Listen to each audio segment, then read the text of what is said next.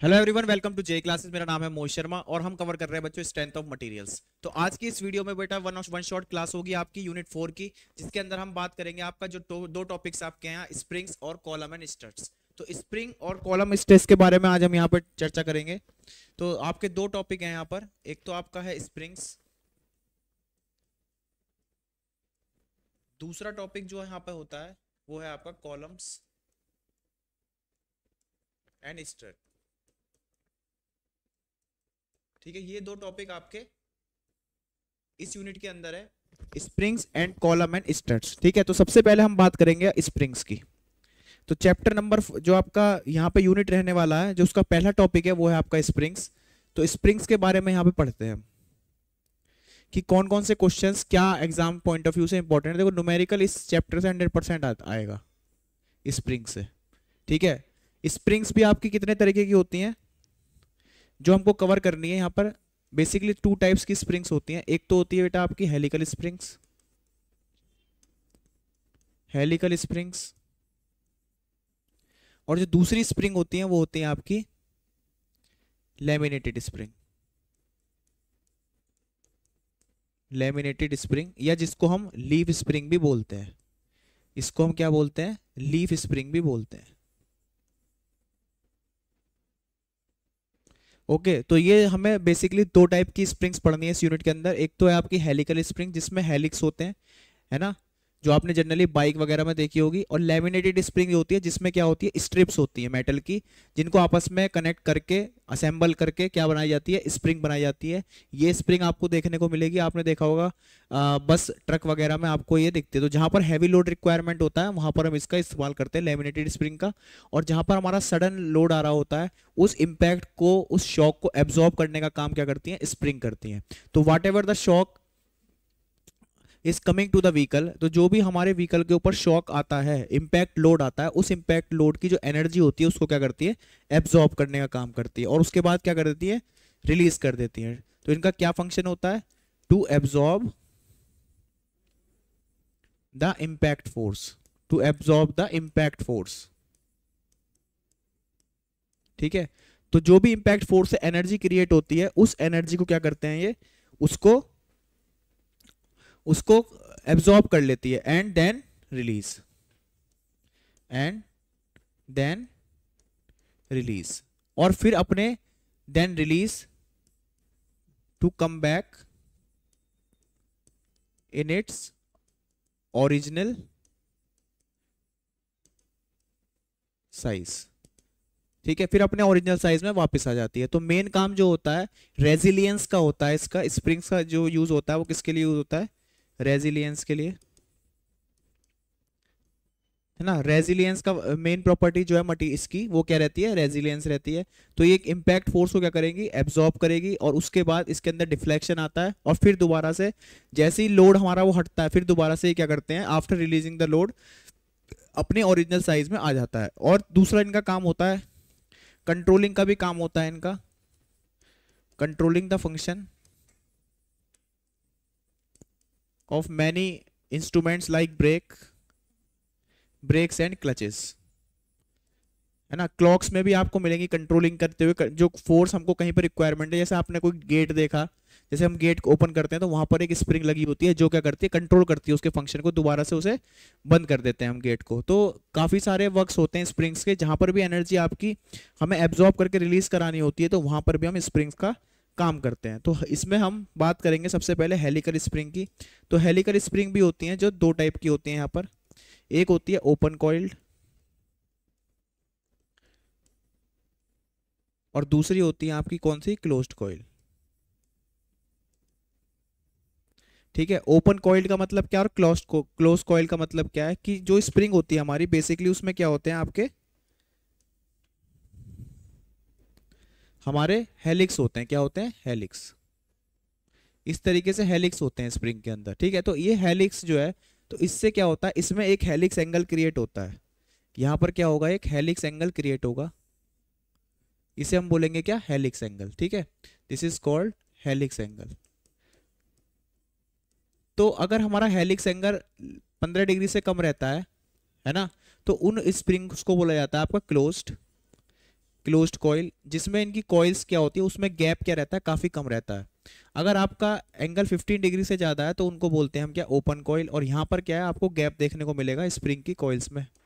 ठीक है, तो नंबर ऑफ कॉइल्स आपकी हो सकती हैं स्प्रिंग्स के अंदर, और इसके अंदर क्या जनरेट होता है, आपका डिफ्लेक्शन प्रोड्यूस होता है। ठीक है, तो हमारी जो बेसिकली हमें को क्या करना है इस चैप्टर के अंदर, जो आपकी स्प्रिंग्स हैं क्लोज कॉइल और ओपन कॉइल, उसके ऊपर क्या करना है, लोड एनालिसिस करना है। यानी कि उसके ऊपर जब लोड आता है, जब हम लोड लगाएंगे, कोई भी इंपैक्ट लोड जब उसके ऊपर आएगा, तो उस पे आपका वो किस तरह से क्या करती है, बिहेव करती है स्प्रिंग, उसका एनालिसिस हमको यहाँ पर करना है। तो सबसे पहले हम बात करेंगे यहाँ पर, सबसे पहले जो बात करेंगे वो बात करेंगे किसकी, क्लोज कॉइल हेलिकल स्प्रिंग की। Closed coil, closed coil helical spring.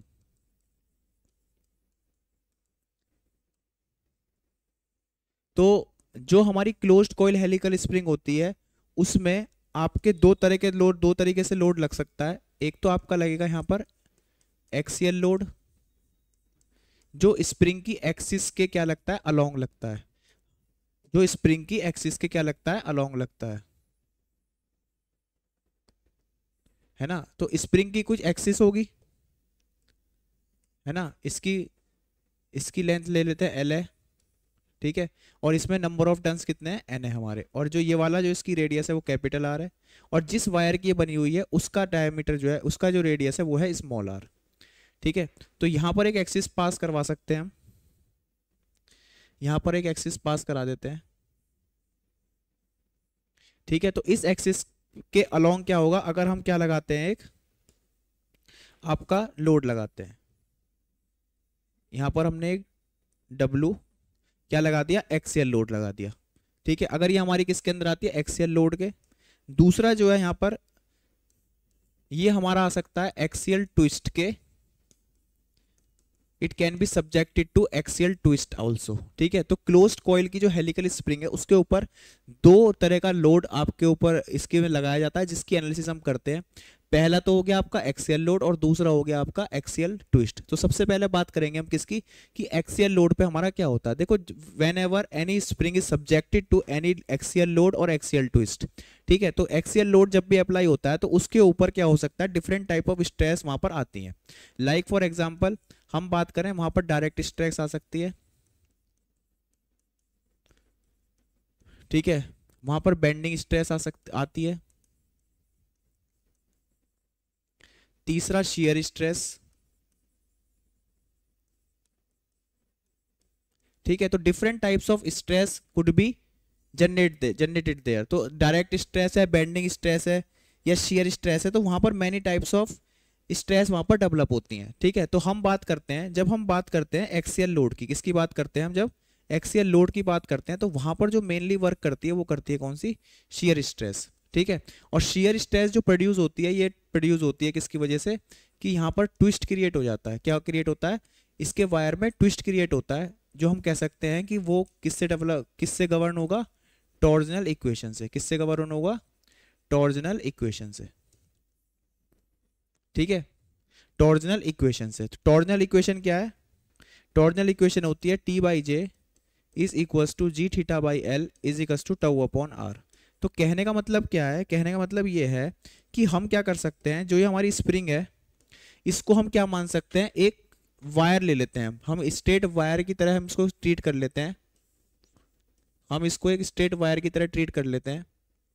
ठीक है, तो इसके ऊपर क्या लगेगा, इसके ऊपर एक टॉर्क अप्लाई होगा, इसके ऊपर क्या अप्लाई होगा, टॉर्क, और ये क्या करेगी, ट्विस्ट क्रिएट करेगी, जिसकी वजह से इसके अंदर क्या आएगा, शियर स्ट्रेस, जिसकी वजह से इसमें क्या प्रोड्यूस होंगी, शियर स्ट्रेसेस। ठीक है, तो जो ये टी की वैल्यू होती है, ये टी की वैल्यू होती है कुछ इस तरीके से लगता है, जब ये डब्ल्यू अप्लाई होता है यहाँ पर, तो ये इसके अलोंग क्या करती है, ट्विस्ट करता है ये इसको, किसके, इसके वायर को। यानी कि इस वायर को अगर ये हमें खींच रहे हैं तो इसके जो कॉइल्स है ये ओपन अप होने स्टार्ट हो जाते हैं। अगर ये कंप्रेसिव लोड हो, तो टेंसाइल लोड है, अगर कंप्रेसिव लोड हो तो ये क्या होने लगते हैं, अनफोल्ड होने लगते हैं। ठीक है, फोल्ड होने लगते हैं। तो यहाँ पर जो टॉर्क की वैल्यू होती है वो होती है डब्ल्यू इंटू आर। क्या होती है, यहाँ पर जो टॉर्क अप्लाई होता है उसकी वैल्यू होती है आपकी क्या, डब्ल्यू इंटू आर।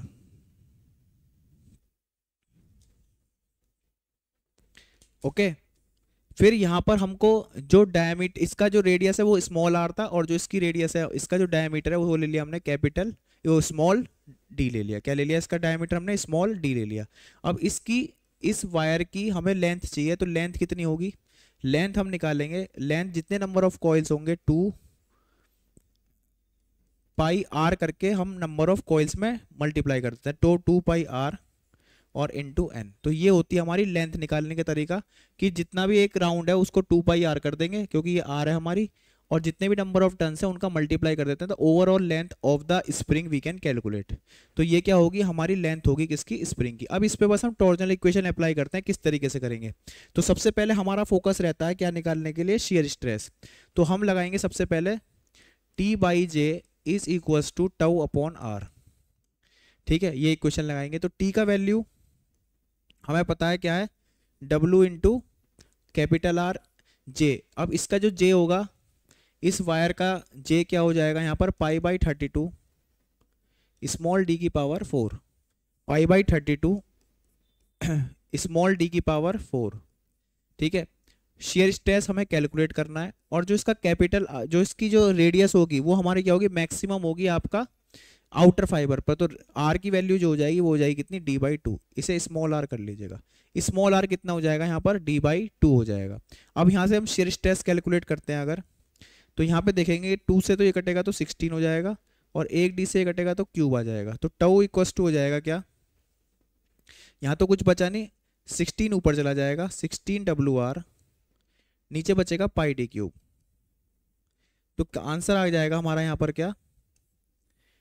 एक्सप्रेशन आ जाएगा इस तरीके से कि शेयर स्ट्रेस कितनी होगी? 16 WR divide by pi D cube. यानी कि हम देखें शेयर स्ट्रेस जो होगी वो डिपेंड करती है जो आपने एक्सियल लोड लगाया वो कितना लग रहा है, और वायर डायमीटर कितना है, और कॉइल डायमीटर कितना है। तो तीनों के ऊपर यहाँ पर डिपेंड करता है, लेकिन नंबर ऑफ टन्स पे डिपेंड नहीं कर रही है शेयर स्ट्रेस। तो टन्स से कोई लेना देना नहीं होता, शेयर स्ट्रेस कितनी डेवलप होगी।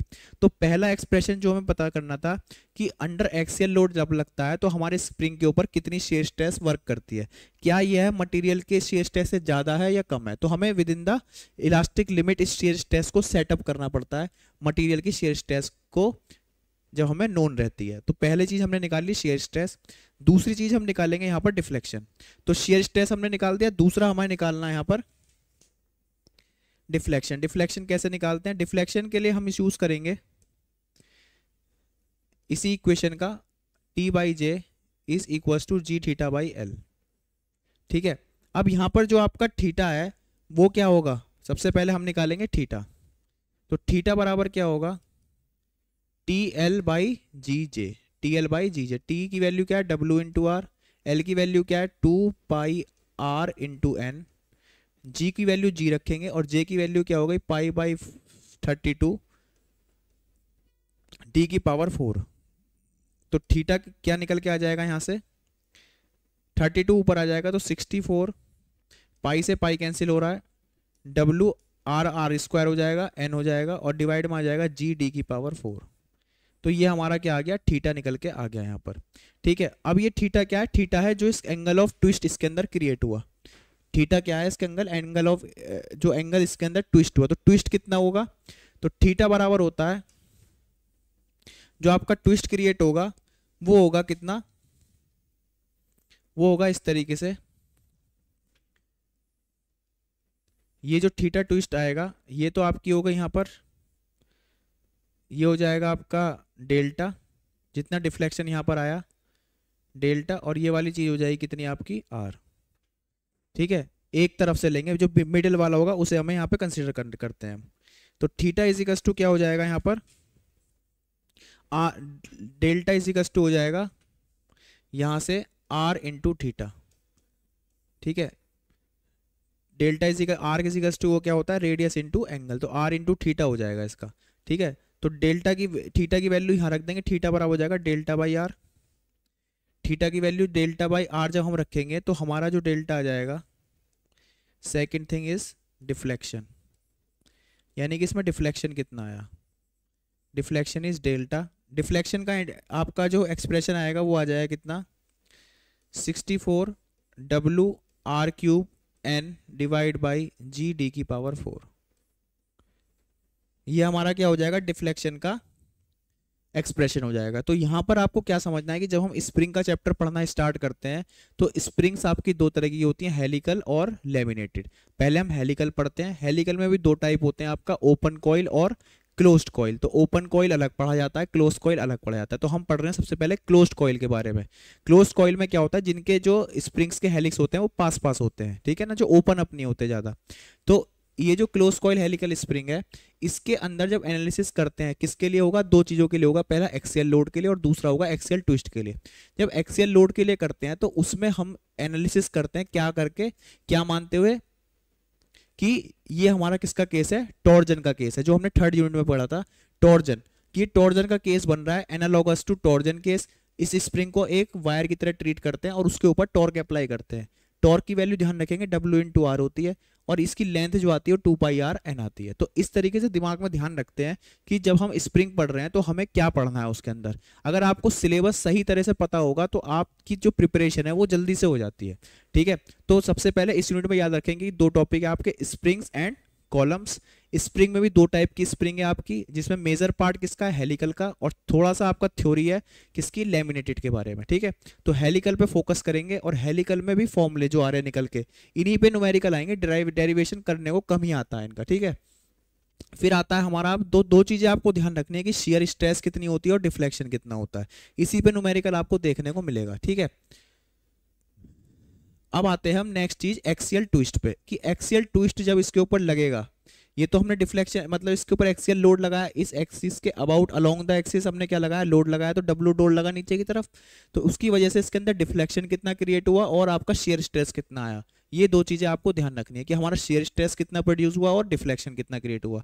स्ट्रेंथ ऑफ मटेरियल जो है वो सब्जेक्ट ही क्या है, स्ट्रेस कैलकुलेशन का ही सब्जेक्ट है। उसके अंदर आपको डिफरेंट टाइप का स्ट्रेस आपको कैलकुलेट करना होता है। Whatever the object is subjected to whichever stress, जिस भी स्ट्रेस से आपका ऑब्जेक्ट जो भी आप हम टॉपिक पढ़ रहे हैं वो आपका सब्जेक्टेड रहता है, उसको ही हमें कैलकुलेट करना पड़ता है। तो शेयर स्ट्रेसेस हमको निकालना पड़ता है, कहीं बेंडिंग स्ट्रेसेस निकालना पड़ता है, ठीक है। तो different types of stresses we have to calculate in this subject. उसके बाद यहाँ पर जो रिक्वायर्ड डाटा है, मान लिया डिफ्लेक्शन हमको निकालना है, कितना डिफ्लेक्शन इसका आ रहा है, तो डिफ्लेक्शन की रिक्वायरमेंट पड़ती है, कितना डिफ्लेक्शन आ रहा है। ऐसा तो नहीं कि डिफ्लेक्शन ज़्यादा हो जाए फिर ये अपनी साइज को रीगेन ही ना कर पाए। तो ये सब चीज़ें हमको ध्यान रखनी होती है कि स्प्रिंग्स के अंदर हमको क्या निकालना होता है, और उसी के ऊपर न्यूमेरिकल आपका देखने को मिलेगा आपको एग्जाम में, ठीक है। अब आते हैं, बात करते हैं एक्सियल ट्विस्ट की। जब हमारी स्प्रिंग क्या होती है, एक्सियल ट्विस्ट से क्या रहती है, सब्जेक्टेड रहती है।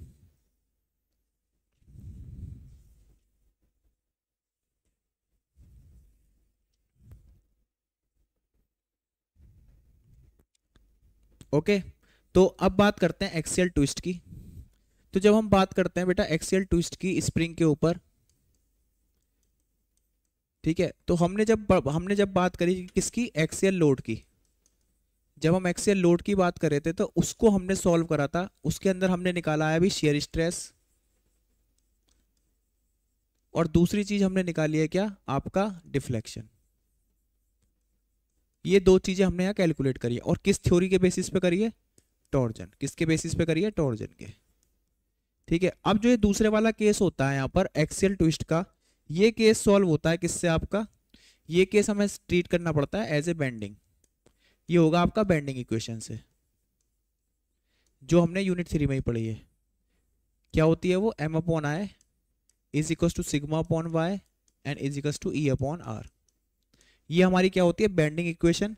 तो पहले वाली जो एक्सियल लोड की थ्योरी है वो तो टॉर्जन के बेसिस पे प्रूफ की गई है, जिसमें हमने दो चीज निकाली है, डिफ्लेक्शन और शेयर स्ट्रेस, और इसी पे न्यूमेरिकल आएगा आपका, इन्हीं दो फॉर्मूलों पे न्यूमेरिकल आएगा। ये एक्सियल ट्विस्ट है, ये बेंडिंग इक्वेशन के अकॉर्डिंग एनालिसिस की जाती है कि जब भी हमारी स्प्रिंग है, कौन सी स्प्रिंग है, क्लोज कॉइल। कौन सी स्प्रिंग है, क्लोज कॉइल। जो स्प्रिंग होती है हमारी, तो उसमें क्या होगा, उसमें जब एक्सियल ट्विस्ट काम करेगा, क्या काम करेगा, एक्सियल ट्विस्ट, यानी कि जब उसमें हम एक्सियल ट्विस्ट अप्लाई करेंगे तो हमारा जो स्प्रिंग है उसकी जो एनालिसिस है वो किसके हेल्प से होगी, बेंडिंग इक्वेशन से। तो यहाँ पर क्या होता है कि जब एक्सियल ट्विस्ट लगता है तो ये जो नंबर ऑफ टर्न्स होते हैं इसके, क्या होते हैं, नंबर ऑफ टर्न्स होते हैं कॉइल्स के, या करते हैं ओपन अप होते हैं या बढ़ जाते हैं, या तो ये टर्न्स क्या हो जाते हैं, कम होते हैं, या फिर ये टर्न्स क्या होते हैं, बढ़ जाते हैं। तो हमें देखना है किस डायरेक्शन में आपने एक्सेल ट्विस्ट को अप्लाई किया हुआ है, ठीक है। तो हमारे नंबर ऑफ टर्न्स कम होते हैं या फिर ज़्यादा होते हैं, तो उससे प्रभावित होता है इसमें रेडियस ऑफ कर्वेचर। क्या क्या इफेक्ट आता है, रेडियस ऑफ कर्वेचर। जो भी आपका एंगल ऑफ रोटेशन होगा वो कौन हेल्प करेगा उसे निकालने में, रेडियस ऑफ कर्वेचर। और रेडियस ऑफ कर्वेचर को हम रिप्रेजेंट करते हैं 1/r से। तो हम 1/r कैलकुलेट करते हैं यहाँ पर। तो जो भी डिफरेंस आपका क्रिएट होगा, डिफरेंस इन 1/r, यानी कि रेडियस ऑफ कर्वेचर में जो भी डिफरेंस आएगा वो किसके बराबर होगा, वो बराबर होगा आपका एंगल ऑफ रोटेशन के। वो किसके बराबर होगा, आपका एंगल ऑफ रोटेशन के। वो यहां पर हो जाता है एंगल ऑफ रोटेशन के। तो इसका डेरिवेशन तो मैंने करा रखा है वैसे वीडियोस में, आप देख भी सकते हो जाके। तो उसका जो एंगल ऑफ रोटेशन का फॉर्मूला आता है, पहली चीज जो एंगल ऑफ रोटेशन निकालते हैं हम, उसका फॉर्मूला आता है 128 mrn डिवाइड बाई d की पावर 4, और यहां पे साइड में आ जाएगा इसके e, ठीक है। बेंडिंग इक्वेशन चलती है आपकी मॉडुलस ऑफ इलास्टिसिटी पे, और जो टॉर्जनल इक्वेशन है वो डिपेंड करती है मॉडुलस ऑफ रिजिडिटी पे। तो पहली चीज आपको निकालनी है एंगल ऑफ रोटेशन। यहां पर क्वेश्चन जो आएगा न्यूमेरिकल वो किसका आएगा कि find out the angle of rotation, कि कितना रोटेशन आपका प्रोड्यूस हुआ है जब आपने एक्सियल ट्विस्ट वहां पर अप्लाई किया है। तो फाई आ गया आपका 128 mrn e d की पावर 4। उसके बाद यहां पर निकालनी होती है बेंडिंग स्ट्रेस, कि हमारा एक्सियल ट्विस्ट का जब केस होता है तो ट्विस्ट में उल्टा हो रहा है, मतलब जब ट्विस्ट का वर्क हो रहा है तो वहां पर बेंडिंग इक्वेशन से हम उसको सॉल्व करते हैं। उसके अंदर आती है बेंडिंग स्ट्रेसेस। तो बेंडिंग स्ट्रेसेस जो आती हैं वो होती है 32 m upon pi D cube, 32 m upon pi D cube. तो ये हमारी क्या आ जाएगी, बेंडिंग स्ट्रेस आ जाएगी। तो ये दो चीजें हमें यहाँ पर कैलकुलेट करनी पड़ती हैं बेसिकली। जैसे वहां पर हमने कैलकुलेट किया था, अभी वहां पे क्या कैलकुलेट किया था हमने, वहां पे हमने कैलकुलेट किया था एक तो आपका डिफ्लेक्शन और एक आपका शियर स्ट्रेस। और यहां पर जो कैलकुलेट करा एंगल ऑफ रोटेशन और बेंडिंग स्ट्रेस। वहां पे जो स्ट्रेस आई थी टॉर्जन की वजह से शेयर स्ट्रेस आई थी, तो शेयर स्ट्रेस निकाली। और यहाँ पर बेंडिंग की वजह से कौन सी स्ट्रेस आ रही है, बेंडिंग स्ट्रेस, तो बेंडिंग स्ट्रेस निकाल रहे हैं। और जब ट्विस्ट आएगा तो ट्विस्ट की वजह से क्या होगा, इसके अंदर एंगल ऑफ रोटेशन आएगा। तो इसका फॉर्मूला भी आपको याद रखना है। एग्जाम के अंदर इन चारों फॉर्मूलों में से एक पे क्वेश्चन आता ही आता है, ठीक है। तो वहां पे देखना होता है कि क्लोज कॉइल दे रखी है और क्या लोड दे रखा है। अगर क्लोज कॉइल दे रखी है और एक्सियल लोड दे रखा है तो एक्सियल लोड के फॉर्मूले, और अगर एक्सियल ट्विस्ट दे रखा है तो एक्सियल ट्विस्ट के फॉर्मूले, ठीक है।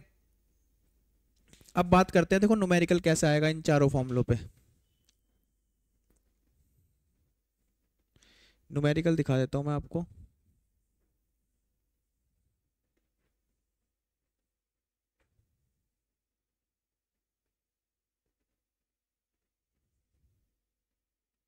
ओके, तो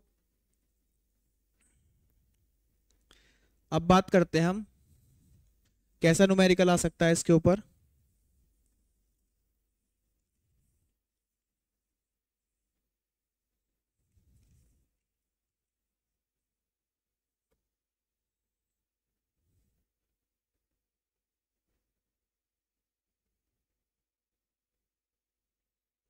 yes, A helical coil spring is made of round steel wire of 6.35 mm in diameter.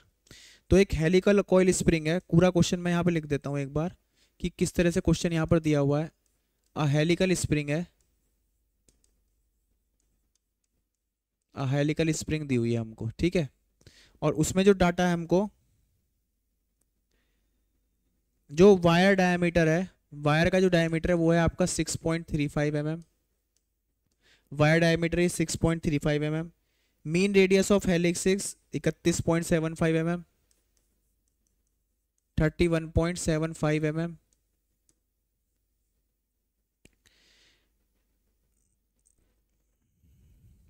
Number of turns दे रखे हैं आपको 12।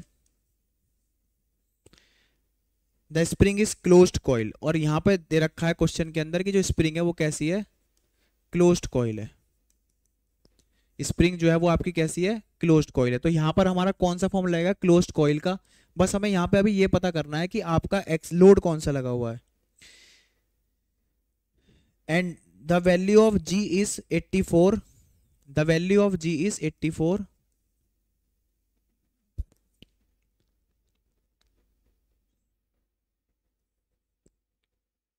एक मिनट, अगर मैं क्वेश्चन ही खोल पाऊँ तो।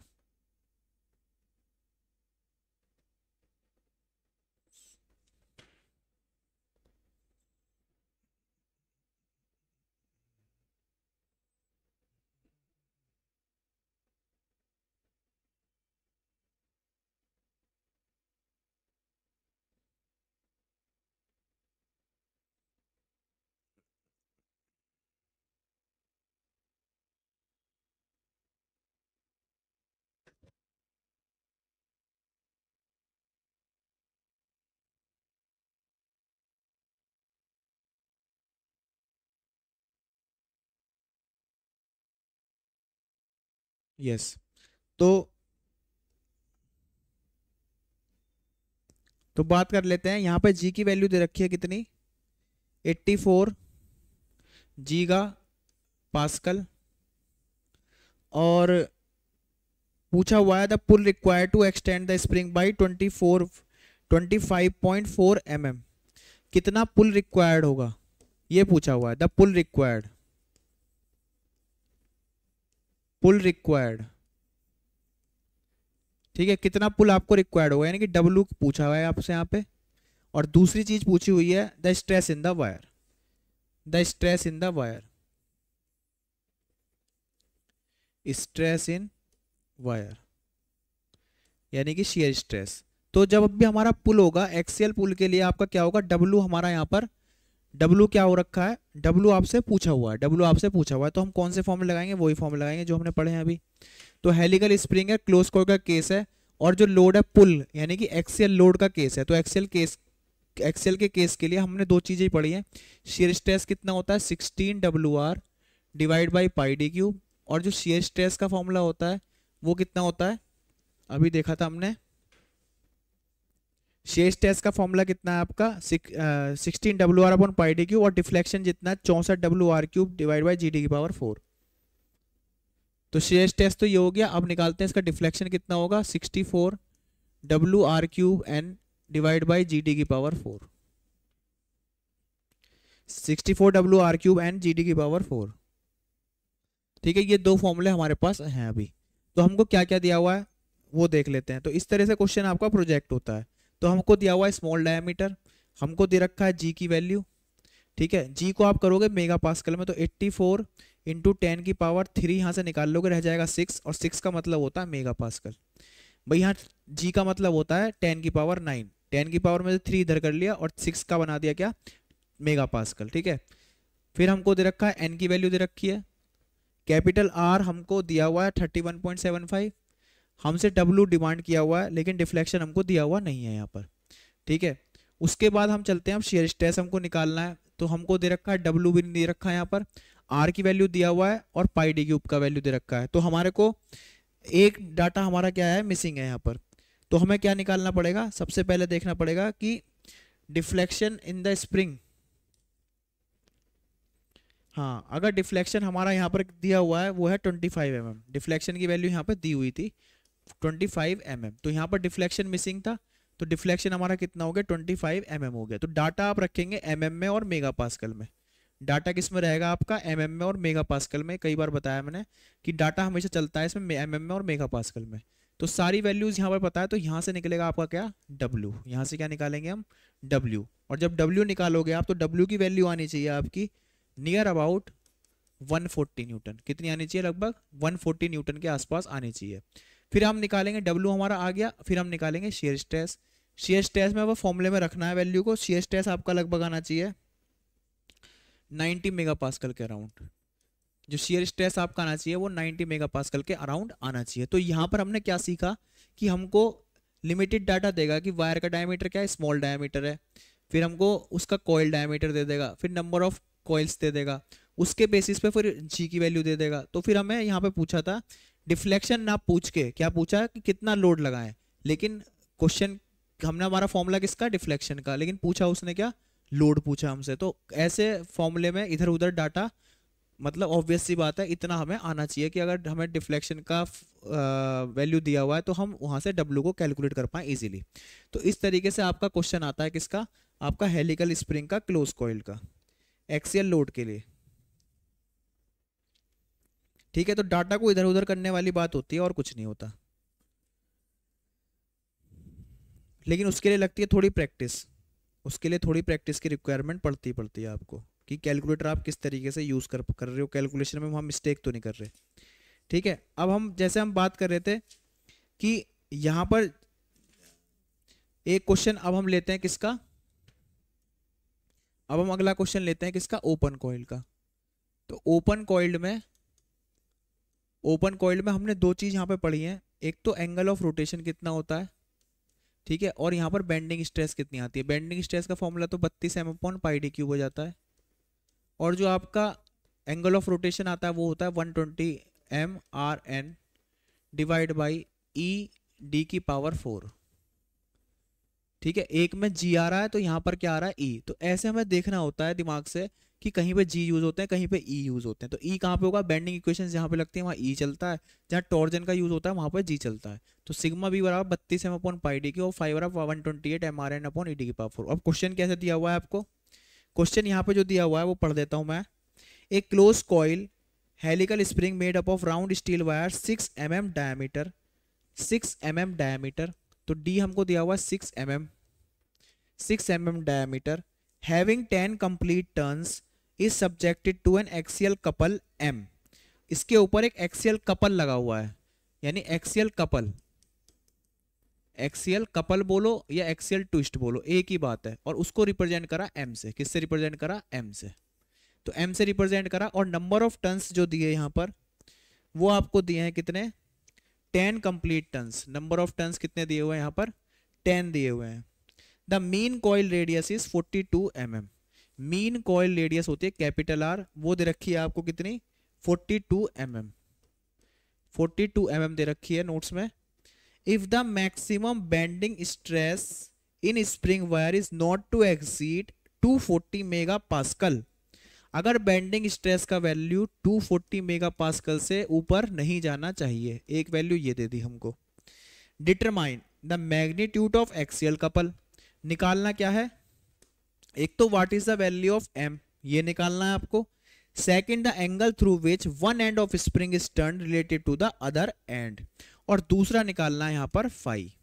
और क्वेश्चन में नीचे लिखा हुआ है कि take the value of E steel is 200 GPa, लिखा हुआ है take G value is 210 MPa, ये आपको दे रखा है। Sorry, E of steel is 200,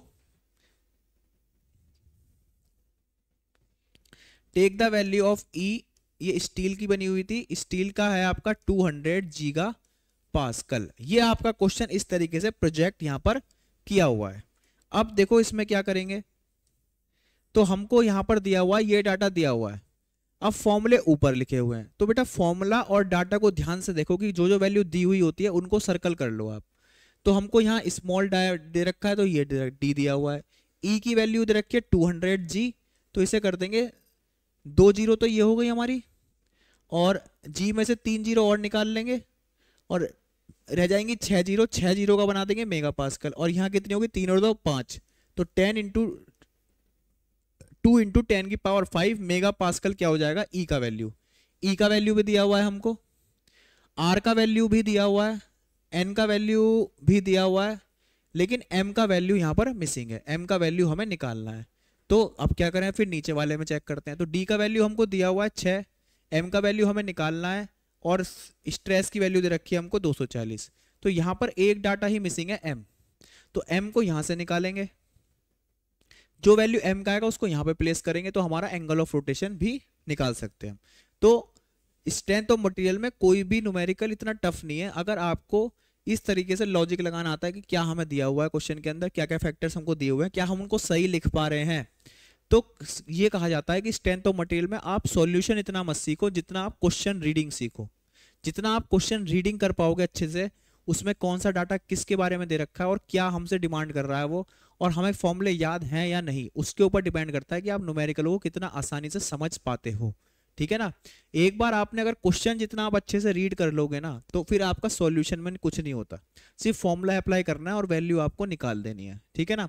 कुछ न्यूमेरिकल्स होते हैं, मैं मानता हूं, जिसके अंदर 2-3 चैप्टर्स का क्या होता है, उसमें मिक्स होते हैं कॉन्सेप्ट, ठीक है। तो वो क्वेश्चन कुछ एक्सेप्शनल होते हैं, उन क्वेश्चंस पे उसके बाद ही वर्क होता है, जब आप पहले फॉर्मूला टू फॉर्मूला न्यूमेरिकल कर लेते हैं। फॉर्मूला टू फॉर्मूला न्यूमेरिकल करने के बाद फिर आप एक स्टेप अहेड बढ़ते हो कि अगर आप मिक्स भी आता है क्वेश्चन, तब हम भी उसको कर पाए, ठीक है। तो फर्स्ट पहला स्टेप तो यही है कि पहले हम फॉर्मूला टू फॉर्मूला तो सीखें, उसके बाद अगर कोई न्यूमेरिकल ऐसा है कि उसमें कोई मिक्स हो रहे हैं कॉन्सेप्ट्स, तो उसको हम फिर फर्दर भी समझ सकते हैं आराम से, ठीक है ना। तो ये हमको थोड़ा सा स्ट्रेंथ ऑफ मटेरियल पढ़ते हुए ध्यान रखना चाहिए। तो अब आता है हमारा दूसरी चीज, ओपन कॉइल हेलिकल स्प्रिंग। अब हमारी आती है कौन सी, ओपन कॉइल हेलिकल स्प्रिंग। तो ओपन कॉइल हेलिकल स्प्रिंग पे जो क्वेश्चन है वो हमने कर लिया, ये वाला ओपन और कॉइल हेलिकल स्प्रिंग पे मैंने वो भी बता दिया आपको, है ना, थ्योरी बता दी ना इसकी। यस, तो इस ओपन कॉइल हेलिकल स्प्रिंग की नहीं बताई अभी आपको।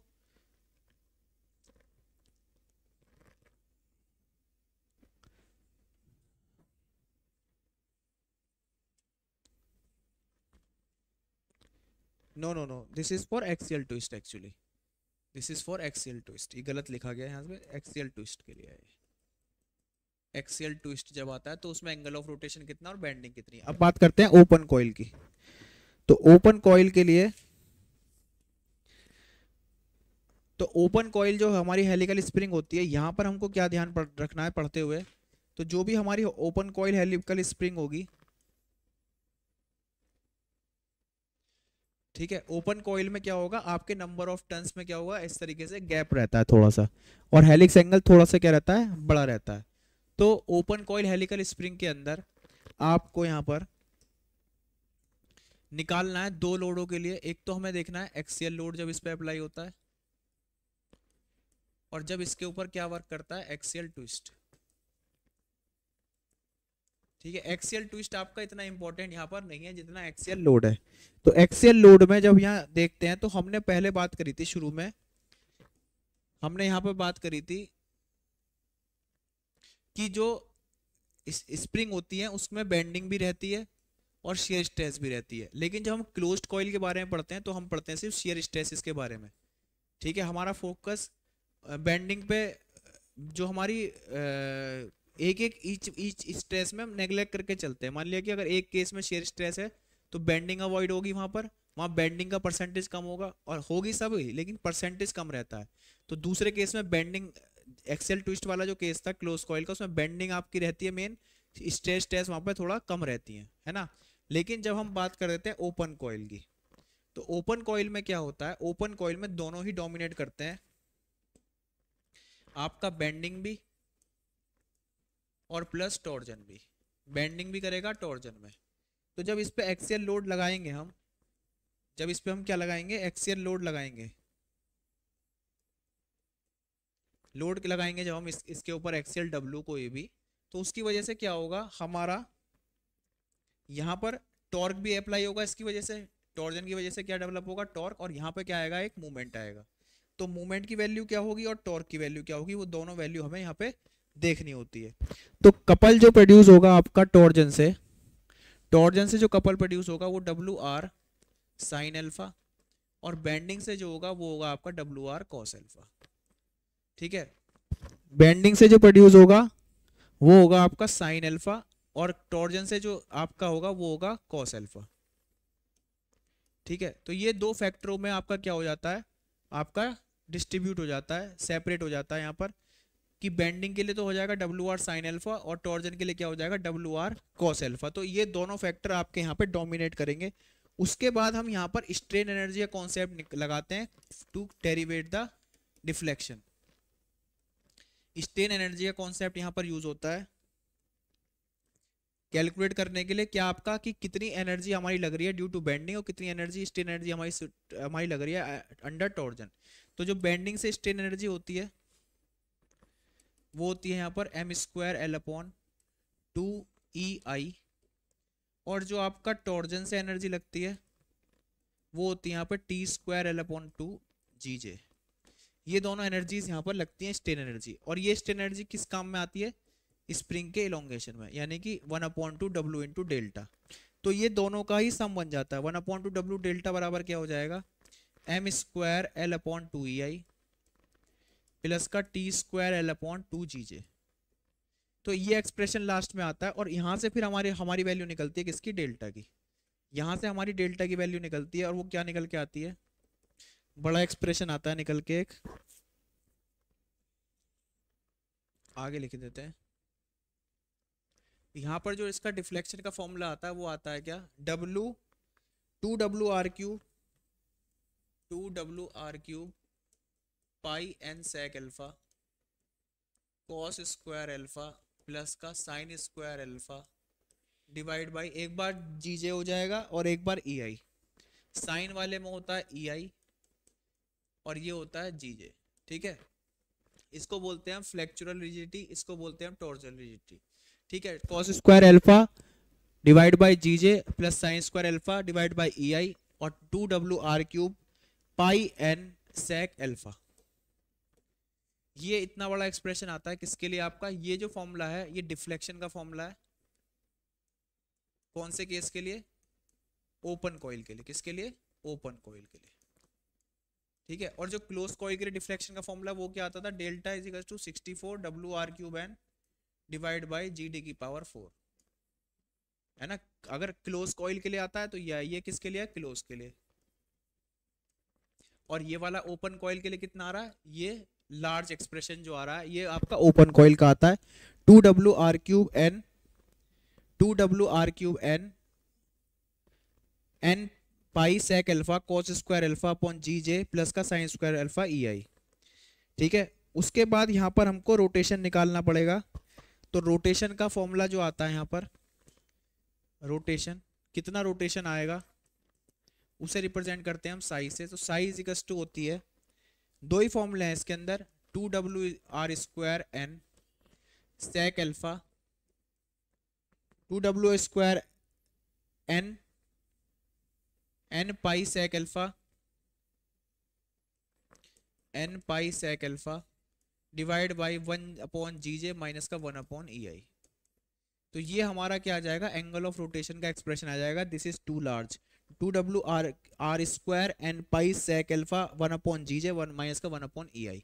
तो जीजे और EI जो है यहाँ पर ये इस तरीके से जहां भी मिलेंगे आपको ये साथ ही मिलते हैं। ठीक है, तो कभी भी क्वेश्चन अगर आता है आपका ओपन कॉइल पे तो इसमें दो ही चीज पूछेगा, या तो डेल्टा बता दो या फिर एंगल ऑफ रोटेशन आप बता दो। तो दोनों फॉर्मूले आपको लिख लेने हैं अभी।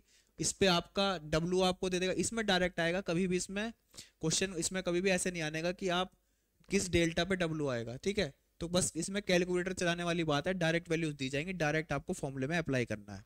तो फिर दोबारा से एक बार ध्यान यहाँ पे ध्यान दे लो कि हमारे इस वाली यूनिट में दो टॉपिक हैं, स्प्रिंग्स हैं और कॉलम्स हैं। स्प्रिंग्स भी दो तरह की हैं, एक हेलिकल है एक लैमिनेटेड है। हेलिकल में दो केस हैं, एक ओपन के और एक क्लोज के।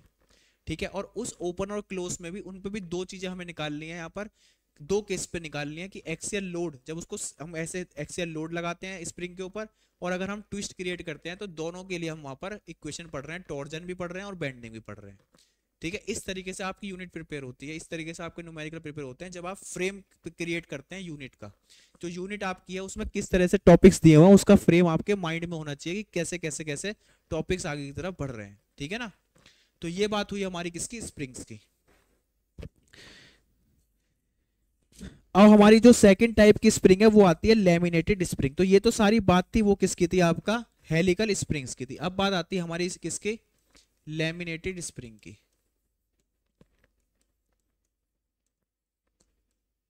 अब अगली बात किसकी आती है? हमारी लैमिनेटेड स्प्रिंग की आती है। ठीक है, तो लैमिनेटेड स्प्रिंग में क्या है? लैमिनेटेड स्प्रिंग क्या होती है? उसमें स्ट्रिप्स रहती हैं आपकी, मतलब एक मेटल स्ट्रिप है ये, फिर उसके नीचे दूसरी, फिर तीसरी, फिर चौथी। इस तरीके से लैमिनेटेड स्प्रिंग रहते हैं। नंबर ऑफ n यहाँ पर लैमिनेटेड स्प्रिंग हो सकती है।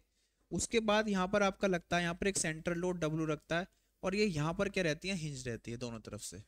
ठीक है, तो यहाँ पे जो डिफ्लेक्शन आएगा आपका वो आएगा इस वाली लाइन पे, जो कि आएगा y। यहाँ पर क्या आ जाएगा, वाई डिफ्लेक्शन आ जाएगा। और ये क्या होती हैं, ये अंडर बेंडिंग आती हैं, किसके आ जाती हैं, अंडर बेंडिंग। तो इसका जो सॉल्यूशन होता है, इसकी जो एनालिसिस होती है वो भी बेंडिंग इक्वेशन से ही करेंगे आप। M upon I is equal to sigma upon Y is equal to E upon R. ये दो ही इक्वेशन पूरे सोम के अंदर है, बेंडिंग इक्वेशन और एक है टॉर्जन इक्वेशन। तो इसे भी हम बेंडिंग से सॉल्व करेंगे। तो यहाँ पर जो मोमेंट की वैल्यू आती है, तो ये क्या होगी, एक सिंपली सपोर्टेड बीम की तरह काम करती है, सिंपली सपोर्टेड बीम। तो जब W लगेगा तो यहाँ पर जो क्रिएट होगा W2, और यहाँ पर भी क्रिएट कितना होगा, W2। जब इसका BMD क्रिएट करेंगे तो उसके जो मूवमेंट आता है निकल के, वो आता है WL/4। क्या आता है, WL/4 किसी एक स्ट्रिप के लिए। अगर आपको नंबर ऑफ n स्ट्रिप दे रखी है, कैपिटल N कर लीजिए इसे, अगर क्योंकि हमने स्मॉल n का स्प्रिंग में यूज कर रखा है, तो यहाँ पर n से क्या करना पड़ेगा, डिवाइड करेगा, क्योंकि ये मूवमेंट जो है डिस्ट्रीब्यूट हो जाएगा n नंबर ऑफ लीव्स के अंदर। तो WL/4n ये मूवमेंट क्रिएट होता है। इस मूवमेंट को हमें रख देना होता है बेंडिंग इक्वेशन में। बेंडिंग इक्वेशन क्या कहती है कि My/I। बेंडिंग स्ट्रेस क्या होती है, My/I होती है। तो मूवमेंट की वैल्यू कितनी है, WL/4n। y की वैल्यू क्या होगी, अगर हम इसका क्रॉस सेक्शन ले लेते हैं, यहाँ पर इसे b कर देते हैं और इसे t कर देते हैं। इसकी थिकनेस कितनी है स्ट्रिप की, t है, और इसकी ब्रेड्थ कितनी है, b है। तो यहाँ पर जो y की वैल्यू होगी वो कितनी होगी, t/2 होगी। न्यूट्रल एक्सिस से जो डिस्टेंस होगी, y बराबर कितना होगा, t/2 होगा आपका, ठीक है। और जो i की वैल्यू है, i की वैल्यू बताओ कितनी होगी, i की वैल्यू होगी हमारा bt³/12। ये हमारा मोमेंट ऑफ इनर्शिया होता है, जो हम कैलकुलेट करते हैं किससे, कि जो रेक्टेंगुलर हमारा जो क्रॉस सेक्शन है उसके लिए कितना आ जाता है, bt³/12 आ जाता है। तो y की वैल्यू हमारी t/2 हो गई, और i की वैल्यू क्या हो गई, bt³/12 हो गई। तो सिग्मा b में वैल्यू जैसे ही हम डालेंगे किसकी, m की, WL/4n, और y की वैल्यू डालेंगे t/2, और i की वैल्यू डालेंगे bt³/12, तो हमारा जो बेंडिंग का स्ट्रेस का जो एक्सप्रेशन आता है वो कितना आता है, 3WL डिवाइड बाई 2NBT²। तो भाई यहाँ पे ध्यान रखो, हमने क्या निकाला, बेंडिंग स्ट्रेस निकाल दी किसमें अपने, दोबारा से क्या निकाल दी, बेंडिंग स्ट्रेस यहाँ पे निकाल दी किसकी, लैमिनेटेड स्प्रिंग की, ठीक है ना। क्या निकाल दी, लैमिनेटेड स्प्रिंग की बेंडिंग स्ट्रेस। तो स्ट्रेंथ ऑफ मटेरियल में क्या है, हर टॉपिक में आप स्ट्रेस कैलकुलेशन कर रहे हो, तो यहाँ पे भी हमने क्या निकाल दी, बेंडिंग स्ट्रेस निकाल दी। उसके बाद हमको रिक्वायरमेंट पड़ती है कि डिफ्लेक्शन कितना आता है, डिफ्लेक्शन हमारा कितना आता है। ये जो वाई डिफ्लेक्शन है इसको हम यहाँ पर डेल्टा से भी रिप्रेजेंट करते हैं। तो ये हमारा डिफ्लेक्शन डेल्टा कितना आता है यहाँ पर, ये भी हमारा बेंडिंग इक्वेशन निकाल के देती है, जिसमें हमारी मदद करती है रेडियस ऑफ कर्वेचर, ठीक है। तो इसका फॉर्मूला जो है वो क्या है, इस डेल्टा का फॉर्मूला क्या है, 3WL³ divide by 8 ENBT³। EN काफी मतलब काफी बड़े बड़े एक्सप्रेशंस रहते हैं इसमें स्ट्रेंथ ऑफ मटेरियल्स में, तो ये याद रख पाना थोड़ा मुश्किल रहता है। तो डेल्टा कितना है, 3WL³ डिवाइड बाई 8 ENBT³। लेकिन जब इनको आप एक जगह चैप्टर वाइज चैप्टर अगर आप इनको नोट कर लेते हो, उसके बाद फिर इन्हें याद करना है आपको सबको, ठीक है, कि क्या क्या वैल्यू आ रही है। तो फिर दो फॉर्मूला है किसके, बेंडिंग स्ट्रेस का, और एक आया हमारा डिफ्लेक्शन का। तो ये चीज ध्यान रखनी है। लैमिनेटेड में हमने क्या सीखा कि बेंडिंग स्ट्रेस का फॉर्मूला क्या है और हमारा डिफ्लेक्शन का फॉर्मूला क्या है। तो फॉर्मूले आपको सारे ही टॉपिक्स के क्या होते हैं, लिख लेने होते हैं एक जगह, तब उन्हें अप्लाई करके देखते हैं क्वेश्चन में। तो question reading is an important part for laminated spring और strength of materials as well. तो यहां पर हमारा ये बात हुई किसकी बारे में, स्प्रिंग्स के बारे में। अब हम बात करते हैं नेक्स्ट, हमारा जो टॉपिक है इसके अंदर जो सेकंड पार्ट है, इसका जो पार्ट 2 है इस यूनिट का, वो है हमारा क्या, column and struts. Column and struts, तो इस चैप्टर को कैसे डील करते हैं। तो कॉलम और स्ट्रट्स के अंदर सबसे पहले आप ध्यान रखेंगे कि यहाँ पर जो थ्योरी हम पढ़ेंगे वो पढ़ेंगे यूलर थ्योरी। तो यहाँ पर हमको यूलर थ्योरी दी हुई है। यूलर थ्योरी क्या काम करती है, वो हमें जो है ना कॉलम्स में लगने वाले बकलिंग लोड के बारे में बताती है, कि हमारा जो कॉलम है वो हमारा किस लोड पे क्या करेगा, बकल करेगा। और उसका फॉर्मूला जो होता है P होता है π² EI डिवाइड बाई LE²। ये भी क्या होता है, ये भी हमारी क्या, जो इलास्टिक कर्व की इक्वेशन होती है, EI d²y/ dx² is equals to movement any section about x। इस पे बेस रहता है, ठीक है, इस पे बेस रहेगा। ये वाला जो इसमें जो हम डेरिवेशन करते हैं वो इस इक्वेशन पे करते हैं, E I D square Y upon D X square is equals to क्या रखते हैं, मोमेंट। तो जो हमारा कॉलम होता है कोई भी, अगर हमारे पास कोई भी कॉलम है, ठीक है, तो इसमें क्या होता है, काफी सारी कंडीशन बनती है। यानी हमने जमीन में कोई गड्ढा करके एक हमने कॉलम यहाँ पर अंदर गाड़ दिया, तो ये हमारा कॉलम है जिसकी लेंथ कितनी ले ली हमने, एल। और ऊपर से क्या कर दिया, ऊपर कुछ नहीं करा, तो ऊपर से वन एंड क्या हो गया इसका, फ्री, वन एंड क्या हो गया इसका, फ्री हो गया, और अदर एंड क्या कर दिया हमने, फिक्स्ड कर दिया। तो ऐसे यहाँ पर चार कंडीशन हो सकती हैं किसी भी कॉलम को एडजस्ट करने के लिए। क्या क्या हो सकती हैं, या तो हम कॉलम को क्या करें, चार कंडीशन हो सकती है, या तो हम कॉलम के साथ क्या करें, उसको दोनों तरफ से क्या कर दें, फिक्स कर दें, या एक तरफ से फिक्स करें और एक तरफ से फ्री कर दें, या एक तरफ से फिक्स करें और दूसरी तरफ से हिंज्ड कर दें, बोल्ट कर दें उसके अंदर, या दोनों तरफ से क्या कर दें, हिंज्ड कर दें। ठीक है, तो ये वाला केस आप याद रखना, ये तो हो गया बोथ फिक्स्ड। ये चारों ही केसेस यहां पर आपको पढ़ने होते हैं, both fixed, one and fixed and other free. तीसरी चीज जो है यहां पर, इसमें यहां पर क्या है, one fixed and other hinged. यहां पर बोथ हिंज्ड, यहां पे दोनों ही कैसे हैं, दोनों ही आपके हिंज्ड हैं, दोनों ही क्या है, हिंज्ड हैं आपके। ठीक है, तो बोथ फिक्स्ड का केस है, one and fixed and other free का केस है, one and fixed and other hinged है, और बोथ हिंज्ड है। तो इन चारों के लिए क्या होता है, एक टॉपिक आता है यहाँ पर इक्विवेलेंट लेंथ का। किसका आता है, इक्विवेलेंट लेंथ।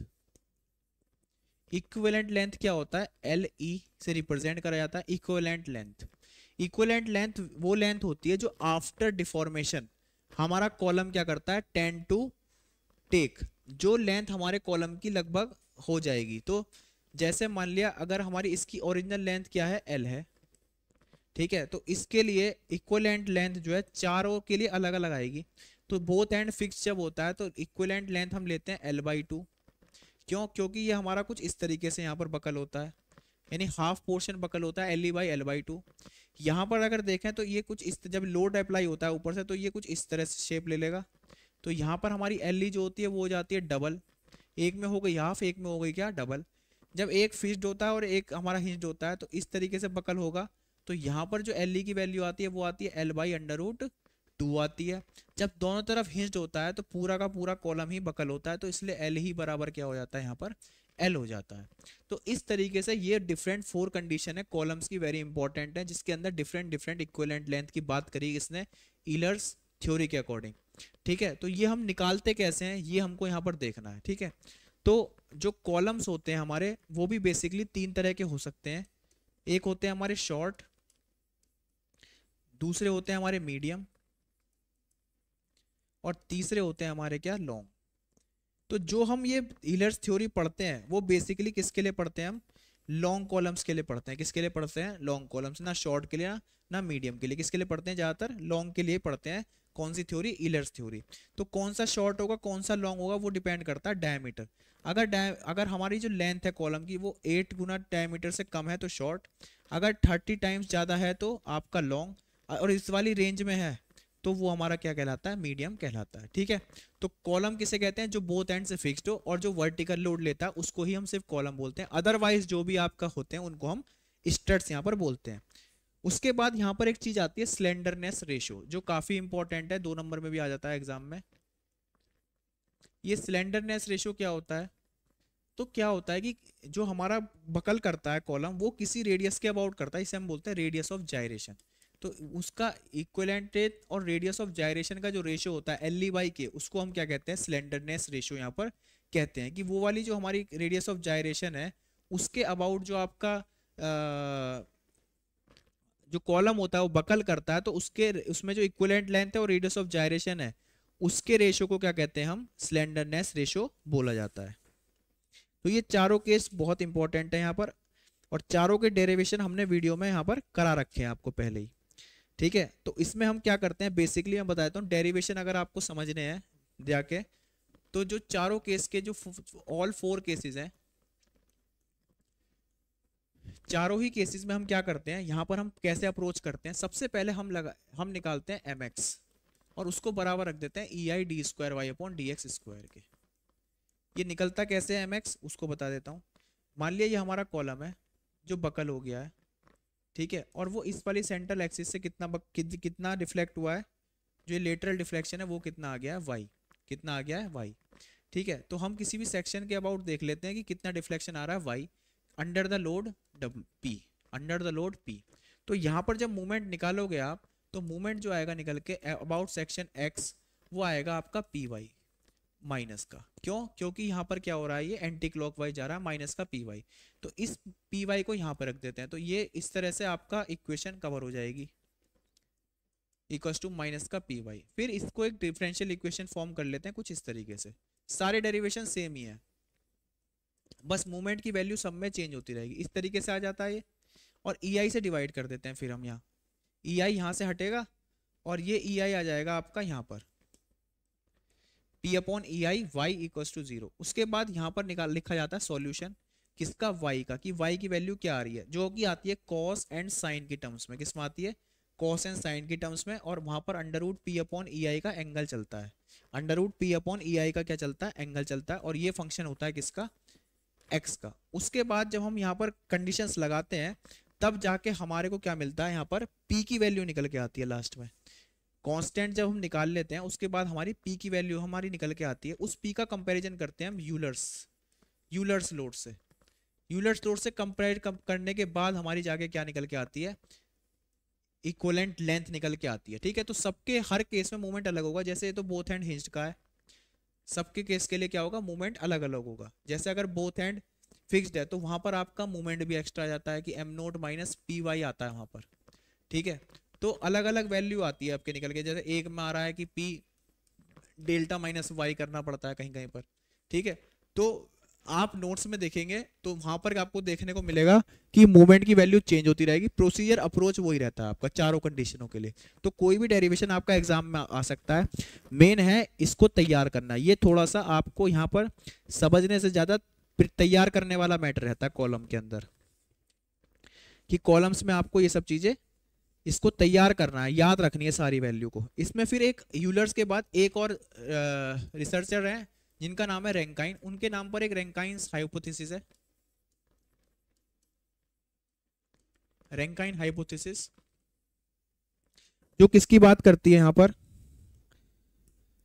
रैंकाइन हाइपोथेसिस बात करती है कि कॉलम चाहे हमारा शॉर्ट है चाहे लॉन्ग है, दोनों के लिए एक ही फॉर्मूला बना लेते हैं, दोनों के लिए एक ही फॉर्मूला बना लेते हैं। तो यूलर्स वाला जो फॉर्मूला है वो तो बात करता है किसकी, आपकी सिर्फ लॉन्ग कॉलम की। लेकिन रैंकाइन ने बताया कि हम दोनों के लिए फॉर्मूला बना लेते हैं कि शॉर्ट कॉलम पे जो लोड आता है वो होता है सिग्मा सी ए से कैलकुलेट होगा, जो नॉर्मली हम कैलकुलेट करते हैं। और लॉन्ग के लिए मैं यूलर का ही फॉर्मूला उठा लेता हूं, जो क्या है हमारा पाई स्क्वायर ई आई अपॉन एल ई स्क्वायर। अगर आपको यहाँ पर पी रैंकाइन लोड निकालना है तो इसको इस तरीके से आप निकाल सकते हो, ठीक है। क्रशिंग लोड कहते हैं इसको हम। इस फॉर्मूले का यूज करेंगे। इस फॉर्मूले को यूज करने के बाद हमारा जो एक्सप्रेशन आता है वो रैंकाइन एक्सप्रेशन आता है, जो P बराबर क्या होता है, sigma C A 1 plus A L E by K का होल स्क्वायर। इस तरीके का एक्सप्रेशन हमारा आ जाता है रैंकाइन हाइपोथेसिस के अंदर, P is equal to sigma C A 1 plus A L E by K का होल स्क्वायर, ठीक है। तो ये बात हुई किसकी, रैंकाइन हाइपोथेसिस की। अब इसके ऊपर न्यूमेरिकल्स कैसे आते हैं, देखो जो कॉलम्स के ऊपर न्यूमेरिकल आएगा उसमें न्यूमेरिकल कैसा आएगा कि आपको एक कॉलम दे देगा, उस कॉलम के ऊपर लोड लगाएगा, एंड कंडीशंस देगा। तो यहाँ पे क्या क्या चेक करना पड़ेगा आपको, जब कॉलम का न्यूमेरिकल आएगा तो उसमें एक तो सबसे पहले तो ध्यान दोगे आप दोगे कि कौन सी एंड कंडीशन हमको दी हुई है। और हमेशा इसमें क्या फॉर्मूला लगेगा, ईलर्स फॉर्मूला लगेगा। 90% न्यूमेरिकल्स में ईलर्स फॉर्मूला लगेगा, कुछ में रैंकाइन फॉर्मूला भी लगेगा अगर वहां पर एक ही वैल्यू आपको देता है। अगर कुछ एक ही वैल्यू इस तरह से दी हुई है 1/700, तो यहाँ पर आपका जो फॉर्मूला लगेगा वो लगेगा कौन सा, रैंकाइन हाइपोथेसिस का, ठीक है, क्योंकि उसमें ही एक ही वैल्यू आती है। अदरवाइज आप हमेशा किसका फॉर्मूला यूज करोगे, यूलर्स फॉर्मूला यूज करोगे after checking the end conditions. और आपसे निकलवाएगा क्या, वो निकलवाएगा कि यूलर लोड बताओ मेरे को कितना होगा, ठीक है। अगर वहां पे आपको तीसरी चीज जो है फैक्टर ऑफ सेफ्टी भी वो देता है, क्या देता है, अगर फैक्टर ऑफ सेफ्टी भी देता है क्वेश्चन के अंदर, तो आप क्या करोगे, फैक्टर ऑफ सेफ्टी से वहां पर उसको डिवाइड करोगे, फैक्टर ऑफ सेफ्टी से क्या करोगे, डिवाइड करोगे। जब डिवाइड कर देते हो तो उसको हम बोलते हैं यहाँ पर क्या, सेफ लोड। उसको क्या बोला जाता है, हमारा सेफ लोड हम बोलते हैं। ठीक है, तो फैक्टर ऑफ सेफ्टी क्यों रखा जाता है, ताकि लोड अगर वेरी भी करे तब भी उसमें से क्या कर सकें, कंट्रोल आपका कर सकें। ठीक है, तो इस तरीके से हम कॉलम का एनालिसिस यहाँ पर करते हैं। तो कहीं पर भी आपको न्यूमेरिकल आए तो आप इस तरीके से अप्रोच करेंगे, एंड कंडीशन चेक करेंगे, ईलर्स फॉर्मूला लगाएंगे, जरूरत पड़ी तो रैंकाइन फॉर्मूला भी लगाएंगे, ईलर लोड की के लिए कैलकुलेशन करेंगे, और आपका फैक्टर ऑफ सेफ्टी कैलकुलेट करेंगे। ठीक है, तो कोई भी एंड कंडीशन दे रखी है उसके हिसाब से आपका यहाँ पर न्यूमेरिकल बन जाता है। उसके बाद यहाँ पर बात आती है अगली मिडिल थर्ड रूल की। ठीक है, एक टॉपिक है जो लास्ट आपका टॉपिक है इसका, वो है आपका यहाँ पर middle third rule, middle third rule. ठीक है, और एक है आपका मिडिल क्वार्टर रूल। ये दो रूल आपके यहाँ पर हैं। तो मिडिल थर्ड रूल जो होता है आपका, वो क्या बात करता है कि जब भी हमारा कॉलम, आपका कोई भी कॉलम है, उस कॉलम पे अगर हम लोड क्या करें, इसेंट्रिक लगा लें। क्या लगा लें, इसेंट्रिक। अगर कोई लोड हमारा इसेंट्रिक लगता है जिसकी डिस्टेंस हमने क्या ले ली, ई, तो इसेंट्रिक लोड लगा हुआ है कितना, डब्ल्यू ई से। तो यहाँ पर क्या होगा, दो चीज होंगी, एक तो डायरेक्ट स्ट्रेस आएगा, एक तो आपका कौन सा स्ट्रेस आएगा, डायरेक्ट स्ट्रेस आएगा, और दूसरा जो स्ट्रेस आएगा वो आएगा यहाँ पर आपका बेंडिंग स्ट्रेस। दूसरा जो स्ट्रेस आएगा वो आएगा आपका बेंडिंग स्ट्रेस। बेंडिंग स्ट्रेस को रिप्रेजेंट करते हैं हम सिग्मा बी से, और जो डायरेक्ट स्ट्रेस है बेटा वो किससे रिप्रेजेंट करोगे आप, सिग्मा डी से। तो दो स्ट्रेसेस यहाँ पर इन्वॉल्व हो जाती हैं इस केस के अंदर, जब भी हमें इसेंट्रिसिटी दे रखा है, यानी कॉलम जो लोड डब्ल्यू लगा वो यहाँ एक्सियली ना लग के कहाँ लगा, ई डिस्टेंस दूर पे लगा। तो हमको यहाँ पे ये देखना होता है कि इस ई की वैल्यू कितना रखी जाए कि हमारा कॉलम क्या ना हो, वो हमारा कॉलम ब्रेक ना हो। ठीक है, तो उसके लिए कैसे पढ़ते हैं इसके अंदर, तो यहाँ पे निकाली जाती है रिजल्टेंट स्ट्रेस। क्या निकाली जाती है, रिजल्टेंट स्ट्रेस। तो दो केस होते हैं यहाँ पे, या तो वो हो जाएगी मैक्सिमम या फिर हो जाएगी वो मिनिमम। अगर मैक्सिमम करना है तो आपको दोनों को ही जोड़ना पड़ेगा, और अगर हमको मिनिमम करना है तो यहाँ पर उनको माइनस करना पड़ेगा। वाट एवर द बिगर, उसमें से हम क्या कर देंगे, माइनस कर देंगे। तो यहाँ पर क्या होगा, जो डायग्राम यहाँ पर देखोगे आप, तो अगर हमारा इन केस अगर बेंडिंग की वैल्यू क्या है, कम रहती है किससे, डायरेक्ट से। अगर डायरेक्ट की वैल्यू बड़ी है, डायरेक्ट स्ट्रेस अगर हमारा ज्यादा चल रहा है किसमें, इस वाले केस में बेंडिंग से, तो उस वाले केस में हमें कोई प्रॉब्लम नहीं होती, नो प्रॉब्लम। ठीक है, उसमें हमारा कोई प्रॉब्लम नहीं होती। लेकिन अगर हमारा क्या हो जाता है इसके अंदर, बेंडिंग स्ट्रेस जो है वो क्या हो जाए, आपकी ज्यादा हो जाए किससे, डायरेक्ट स्ट्रेस से, तो वहां पर प्रॉब्लम क्रिएट होती है बहुत बड़ी, जिसको हम कहते हैं टेंशन, केस ऑफ टेंशन। ठीक है, तो रिवर्स लोडिंग वहां पर हो जाती है, जिसमें हमारा क्या होता है, कॉलम के ऊपर टेंसिल भी काम करने लगती है। तो हमारा इस तरीके से कुछ यहाँ पर बन जाता है कि लोड आधा मतलब मोस्टली पार्ट तो कंप्रेसिव लोड में रहेगा, लेकिन कुछ पार्ट क्या होगा, कुछ पार्ट यहाँ पर रेड अलर्ट में आ जाता है। कुछ पार्ट किस में आ जाएगा, यहाँ पर रेड अलर्ट में आ जाएगा। तो कुछ जो पार्ट रेड अलर्ट में आया, ये वाला जो पार्ट है, ये अंडर जो टेंशन आया, तो ये कंक्रीट के बनते हैं कॉलम आपके बेसिकली। तो कंक्रीट जो है सपोर्ट नहीं करता किसको, टेंसाइल लोडिंग को, तो इसको क्या माना जाएगा, केस ऑफ फेलियर। तो इससे हमें क्या बनना होता है, बचना होता है। और एक केस होता है जब ये दोनों क्या हो जाए, बराबर हो जाए। ठीक है, तो हम क्या वैल्यू ई का रखें कि हमारा जो है ये आपका फेल ना हो। ठीक है, तो हमको क्या करना पड़ेगा, केस ये वाला लेना पड़ेगा कि भाई जो हमारा बेंडिंग स्ट्रेस है वो क्या होनी चाहिए, हमेशा कम होनी चाहिए किससे, डायरेक्ट स्ट्रेस से।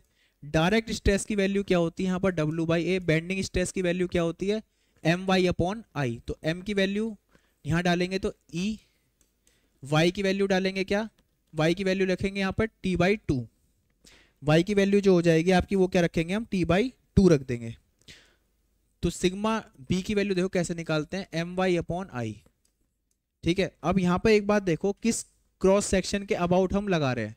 तो अगर हमारा क्रॉस सेक्शन कैसा है, वो हमारा रेक्टेंगल क्रॉस सेक्शन है। कैसा है, रेक्टेंगल, जिसकी ये बी है और ये डेप्थ है। ठीक है, तो उस पर हम देखेंगे, तो उस केस में जाके हमारी जो वैल्यू आती है वो आती है क्या, कि जो बेंडिंग स्ट्रेस है वो हमेशा हमें कम रखनी है। बेंडिंग स्ट्रेस हमें क्या रखनी है, हमेशा कम रखनी है, जिसकी वजह से हमारा जो कॉलम है वो फेल ना हो, जिसकी वजह से कॉलम हमारा क्या नहीं होना चाहिए, फेल नहीं होना चाहिए। तो ई की वैल्यू जो है वो हमारी मिडिल थर्ड के अकॉर्डिंग क्या आएगी, वो आ जाएगी यहाँ पर D W E into D divide by 2EI। 2EI तो y की वैल्यू क्या हो गई हमारी, y की वैल्यू होती है d/2 और i की वैल्यू क्या हो जाएगी bd³/12। i की वैल्यू क्या हो जाएगी bd³/12, तो उसको हम यहाँ पर रख देंगे। या i की दूसरी वैल्यू भी होती है ak², i की दूसरी वैल्यू भी होती है एरिया इंटू k²। तो WE d/2 और i की वैल्यू रखेंगे ak², क्योंकि यहाँ पर a इस वजह से हमने ऐसा करा, वरना हम bd³/12 भी रखते। तो यहाँ पर आ जाएगा लेस देन W/A। अब जो वैल्यू कैंसिल हो रही है उसे हम क्या कर देंगे कैंसिल, तो W से W कैंसिल हो गया, यहाँ पर एरिया से एरिया कैंसिल हो गया, तो E की वैल्यू क्या आ जाएगी यहाँ पर 2k² डिवाइड बाई डी। तो E की वैल्यू जो होनी चाहिए वो हमेशा क्या होनी चाहिए, 2k² डी से क्या होनी चाहिए, कम होनी चाहिए। अगर हम बात करें किसकी, रेक्टेंगल की, अगर हम बात किसकी करें, रेक्टेंगल की अगर हम बात करते हैं, तो उस केस में I की वैल्यू जो होगी IYY, क्योंकि बेंडिंग जो होगी इस IYY के अबाउट होगी, क्योंकि लोड लगा हुआ है यहाँ पर, तो IYY का वैल्यू आ जाएगा हमारा AKYY का होल स्क्वायर। KYY का होल स्क्वायर की वैल्यू निकालेंगे तो वो हो जाएगी IYY/A, है ना। KYY की स्क्वायर की वैल्यू निकालोगे तो वो हो जाएगी IYY/A, और IYY की वैल्यू जो है वो क्या है dB³/12, और एरिया कितना है B/D, तो B से B2 हो जाएगा, D से D कट जाएगा, तो ये आएगा B²/12। तो ये कितना आ जाएगा B²/12 आ जाएगा आपका, ठीक है। तो यहाँ पे जो वैल्यू आएगी, यहाँ पे जो वैल्यू आएगी आपकी वो IYY के लिए क्या निकाली हमने, BD³/12, ठीक है। जहां पर हमने B की वैल्यू रख रखी है dB³/12 और एरिया रख रखा था B/2, तो IYY के लिए KYY² कितना आ जाएगा यहाँ पर निकल के B²/12 आ जाएगा, कितना आ जाएगा B²/12। इस वैल्यू को हम पुट कर देंगे कहां पर, इस वैल्यू को पुट करेंगे हम यहाँ पर, ठीक है। तो E less than 2 into B²/12 और इंटू D, ठीक है। तो D की जगह हम रखेंगे यहाँ पर B, और 2 6 जा 12, तो E की वैल्यू आ जाएगा B/6। E की वैल्यू कितनी आ जाएगी, less than equal to B/6, तो E की वैल्यू यहाँ से कितनी हो गई, अब B/6 हो गई, और ये कितनी हो गई B/6 हो गई। B/6 प्लस B/6 कितना होता है, B/3 होता है। B/6 प्लस B/6 कितना होता है, B/3 होता है। तो इसलिए इसको क्या बोला जाता है, मिडिल थर्ड रूल, इसलिए इसको क्या बोलते हैं हम, मिडिल थर्ड रूल। तो इसका क्या मतलब होता है, इसका मतलब होता है कि जो आपका रेक्टेंगल है, जो आपका रेक्टेंगल है और उसकी जो ये सिमेट्रिक एक्सिस है, वहां से लोड आप कितना रखोगे, वहां से लोड हम कितना रखेंगे। तो यहां से जो लोड आपका आएगा, इधर को B/6 जाएगा, लेफ्ट को B/6 जाएगा, अप साइड B/6 जाएगा, और डाउन साइड भी कितना जाएगा B/6। तो टोटल जो एरिया आएगा इसको हम क्या बोलते हैं, कोर बोलते हैं, इसको क्या बोलते हैं हम, कोर एरिया। तो इस कोर एरिया के अंदर ही आप क्या करोगे, उस इसेंट्रिक लोड को अप्लाई करोगे, जिसकी वजह से कंक्रीट के अंदर टेंशन पैदा नहीं होने की, इसलिए इसको बोलते हैं मिडिल थर्ड रूल। क्योंकि ये पूरी जो साइड आती है ये कितनी आती है D/3, और ये भी कितना आ जाता है B/3, ठीक है। तो इसलिए इसको क्या बोला जाता है, मिडिल थर्ड रूल। ये होता है रेक्टेंगल के लिए। अगर यही चीज आप बात करोगे किसके लिए, अब सर्कल के लिए बात करोगे कि कितना सर्कल का एरिया आना चाहिए, तो वो चीज आती है आपकी D/4, और कॉन्सेप्ट यूज होता है सेम। इसको बोलते हैं मिडिल क्वार्टर रूल, इसको क्या बोलते हैं, मिडिल क्वार्टर रूल। D/4 पे काम करता है, और इसको जो हमारा कोर एरिया है इसको हम कर्नल एरिया भी बोलते हैं, middle quarter rule. Middle quarter rule जो किस बेसिस पे काम कर रहा है कि जो इसेंट्रिसिटी है वो लेस देन इक्वल्स टू होनी चाहिए 2k² पे। इसमें हम k की वैल्यू पुट करते हैं, तब जाके i की वैल्यू पुट करते हैं। फिर हमारा i की वैल्यू क्या होती है सर्कुलर सेक्शन के लिए, वो होती है आपकी π/64 इंटू D⁴। इसके बेसिस पे जाके हम क्या करते हैं, इसेंट्रिसिटी की वैल्यू हम फाइंड आउट करते हैं, और जो इसेंट्रिसिटी की वैल्यू आती है वो कितनी आती है D/8 आती है। कितनी आती है D/8। तो एक तरफ से कितनी आएगी D/8 आती है, तो दूसरी तरफ कितनी होगी, लेफ्ट साइड भी D/8, अप साइड भी कितनी होगी D/8, और डाउन साइड भी कितनी होगी D/8। और D/8 को जब हम प्लस करेंगे तो हमारा क्या आंसर आता है D/4। क्या आएगा आंसर, D/4 आ जाएगा। तो D/4 से हम क्या निकालेंगे, मिडिल क्वार्टर रूल। ये क्या कहलाएगा हमारा, मिडिल क्वार्टर रूल हमारा कहलाएगा ये, ठीक है। तो ये जो दो चीजें हैं, मिडिल थर्ड रूल और दूसरा जो है आपका मिडिल क्वार्टर रूल, ये एग्जाम में पूछा जाता है। What are the importance of these rules. तो इसका रूल का क्या इंपॉर्टेंस है कि जो ई की वैल्यू आपको कहाँ पर रखनी है, यहाँ पर रखनी है d/3 पर, और दूसरे केस में रखनी है कहाँ पर, d/4 पर, ताकि आपका जो कॉन्क्रीट है वो सिर्फ कहाँ रहे, अंडर कंप्रेशन रहे, उसमें टेंसाइल स्ट्रेस प्रोड्यूस ना हो, अदरवाइज वो क्या कर जाएगा, ब्रेक हो जाएगा। ठीक है, तो ये हमारा था लास्ट टॉपिक इस यूनिट का। तो आई होप कि आपको ये क्लास बेनिफिशियल रहेगी। तो यहाँ पर आपको अप्रोच का ध्यान रखना है कि हमारे को किस अप्रोच से क्लियर करना है, कि हमारे जो टॉपिक हैं वो दो टॉपिक हैं, यहाँ पर सिर्फ स्प्रिंग्स हैं और आपके क्या है, कॉलम्स हैं। स्प्रिंग्स में आपके दो केस दिए हुए हैं, यहाँ पर हेलिकल, और दूसरा केस है हमारा क्या, यहाँ पर इलिप्टिकल, सेमी इलिप्टिकल स्प्रिंग, जिसे हम लैमिनेटेड स्प्रिंग भी कहते हैं। ठीक है, तो ये दो टॉपिक तो यहाँ पर है। इसमें भी दो केस हैं फिर आपके, एक आपको ओपन का पढ़ना होता है और एक आपको पढ़ना होता है क्लोज्ड का। ऐसी कॉलम में 4 केस हैं, 4 केस आपके कॉलम के अलग अलग कंडीशन के, है ना, जिसमें एक में एल ई बराबर एल है, एक में एल ई बराबर L/2 है, एक में एल ई बराबर L/√2 है, एक में एल ई बराबर 2L है। तो ये चारों कंडीशन के कॉलम्स के आपको पढ़ने हैं। और फिर लास्ट में जो है यहाँ पर स्प्रिंग्स और कॉलम्स के बाद जाके 2 रूल और हैं आपके क्वेश्चन यहाँ पर। एक तो आपका बनता है मिडिल थर्ड रूल का, और एक बनता है आपका किसका, मिडिल क्वार्टर रूल का। ठीक है, तो यहां पर जो आपको पेपर के अंदर जो न्यूमेरिकल जो है वो स्प्रिंग के हेलिकल पोर्शन से 100% मिलेगा, और एक न्यूमेरिकल मिलेगा कॉलम से। तो 2 न्यूमेरिकल जो है आपको 100% पेपर में मिलते हैं देखने को, एक स्प्रिंग से और एक आपका कॉलम से। ठीक है, और मिडिल थर्ड रूल की सिग्निफिकेंस के बारे में, इंपॉर्टेंस के बारे में आपको वहां पर पूछा जा सकता है। ठीक है, तो ये है आपका यूनिट नंबर 3, जिसके अंदर हमने यहाँ पर सारे टॉपिक्स आपका कवर करे। ठीक है, यूनिट नंबर 4 आपका, सॉरी यूनिट नंबर 4 के अंदर हमारा ये कॉलम और आपका स्ट्रट्स, 2 टॉपिक आपके यहाँ पर हैं। तो इसको हमने कवर किया। तो आपको यहाँ पे आइडिया लगा होगा कि किस तरह से हमें थ्योरी और डेरिवेशन को अप्रोच करना है, और न्यूमेरिकल्स कैसे आपके एग्जाम में पूछे जा सकते हैं। ठीक है, तो आई होप कि ये क्लास आपके लिए बेनिफिशियल रही होगी। तो मिलते हैं बच्चों नेक्स्ट वीडियो में, तब तक के लिए थैंक यू सो मच।